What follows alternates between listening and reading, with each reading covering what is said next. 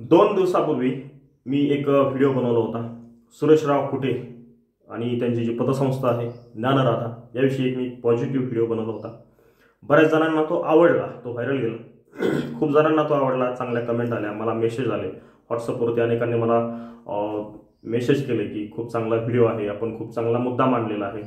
त्याचबरोबर काही जणांच्या थोड्याशा निगेटिव्ह कमेंटही आल्या. त्यांचं मत असं होतं की फक्त ग्राहकांच्या बाजूने बोला, तुम्ही जे पतसंस्थेचे संचालक आहेत किंवा प्रमुख आहेत सुरेशराव कुटे त्यांचीच बाजू घेत आहात, त्यांच्या बाजूनी बोलत आहात, परंतु तुम्ही फक्त ग्राहकांच्याच बाजूने बोललं पाहिजे. अशा पद्धतीचा जो उद्देश होता, थोडासा क्लिअरिफिकेशन देण्यासाठी, थोडंसं अधिक पुढे जाऊन बोलण्यासाठी किंवा थोडंसं विस्तृत आपण बघितलं पाहिजे, अशा पद्धतीने काहीतरी मांडता येईल का, अशा पद्धतीनं मी हा व्हिडिओ बनवण्यासाठी आज परत एकदा आपल्यासमोर आलेलो आहे. नमस्कार, मी SR पवार आणि मी आजही परत विषय घेऊन आलेलो आहे बी पॉझिटिव्ह. आणि आपल्या प्रत्येक गोष्टीमध्ये आपल्याला काही ना काहीतरी पॉझिटिव्ह आपण बघू शकतो का, काही पॉझिटिव्ह गोष्टी असतात का, असतील तर त्या काय असतील, या सगळ्या पॉझिटिव्ह गोष्टी शोधण्यासाठी मी आपल्यासमोर आलेलो आहे.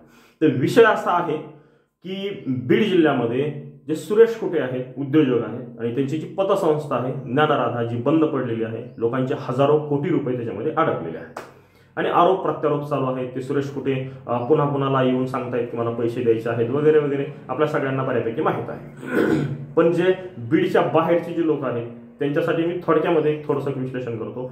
ज्ञानराधा नावाची पतसंस्था आहे, सुरेश कुटेंची आहे.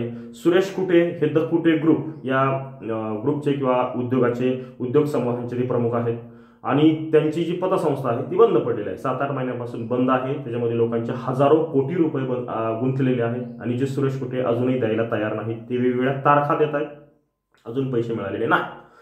आता मुद्दा असा आहे, बीड हा एक दुष्काळी भाग आहे. महाराष्ट्रातील सगळ्यात मागास जिल्हा कुठला तर बीडचा आहे.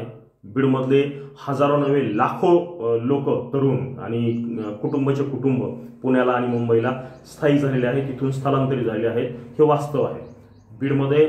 पुण्यामध्ये जर जास्तीत जास्त लोक कुठले आले असतील तर ती मराठवाड्यातले आलेले आहेत या 5-10 वर्षामध्ये. आणि त्याचं कारण आहे इथला ड्राय एरिया, इथला दुष्काळी भाग आणि दुष्काळी पट्टा, त्याच्यामध्ये पाऊस पडण्याची कुठली हे नसतं, अंदाज नसतो. कधी पडेल कधी पडणार नाही याची शाश्वती नाही. कुठलं पीक निश्चितपणे येईल आणि कुठल्या पिकातून निश्चितपणे पैसे मिळतील हे काहीही सांगता येत नाही. शेतकऱ्यांची अवस्था अतिशय दयनीय आहे, अतिशय भयावह आहे. जास्तीत जास्त शेतकऱ्यांनी जर आत्महत्या कुठे केल्या असतील तर त्या मराठवाड्यात केलेल्या आहेत, बीडमध्ये केलेल्या आहेत. आणि याच बीडमध्ये एक कुठला तरी एखादा तरुण शेतकऱ्याचा मुलगा कुठला तरी एखादा चांगले उद्योग या बीडमध्ये आणतोय. जसं की हे सुरेश कुटे, ज्यांनी अनेक उद्योग द कुटे ग्रुप आपण सगळ्यांना माहीत आहे. देशामध्ये आपण त्याचं चर्चा आहे, नाव आहे. त्याचे जे प्रॉडक्ट आहेत ते संपूर्ण देशामध्ये विकले जात आहेत, हे आपल्याला माहीत आहे. त्यांचा तेलाचा उद्योग असेल किंवा पशुखाद्याचे वगैरे इतर काही उद्योग असतील. हे उद्योग बीड आणि बीडच्या आसपासच्या काही जिल्ह्यांमध्ये सुरू केलेले आहेत आणि त्याच्या माध्यमामधून फार मोठा रोजगार हा बीडमधल्या तरुणांना, बीडमधल्या लोकांना उपलब्ध करून दिलेला आहे. याचीही जाणीव आपल्याला असली पाहिजे. आता मी मागचा जो व्हिडिओ बनवला तो त्यांच्या समर्थनार्थ होता. म्हणजे बँक बंद पडली तरीही मी काहीतरी पॉझिटिव्ह बघून त्यांच्या पाठीमागे उभा राहण्याचा प्रयत्न करत होतो आणि ते का त्यांच्या पाठीमागे उभं राहायचं याचं स्पष्टीकरण हे व्हिडिओच्या माध्यमातून देण्याचा प्रयत्न करत आहे. तर अशा पद्धतीने फार मोठा रोजगार या कुटे ग्रुपच्या माध्यमातून उपलब्ध झालेला आहे. मग बीडच्या जनतेची ही जबाबदारी नाही का की असं कोणीतरी आपल्यासाठी काहीतरी चांगलं करतंय तर त्याच्या पाठीमागे आपण उभं राहिलं पाहिजे, त्यांना सहकार्य केलं पाहिजे. बीडच्या तर नेत्यांची पण जबाबदारी आहे की जिल्ह्यामध्ये अशा पद्धतीचा हा जो मागास जिल्हा आहे, एकतर इथे उद्योग येत नाहीत. आतापर्यंत कुठलाही मोठा उद्योग आलेला नाही. जो पुण्यामध्ये, छत्रपती संभाजीनगरमध्ये हजारोने मोठमोठे उद्योग आहेत, त्यातला अशा पद्धतीचा एकही मोठा उद्योग या जिल्ह्यामध्ये आलेला नाही. आपण ते आणू शकलेलो नाही, हेही सत्य आहे.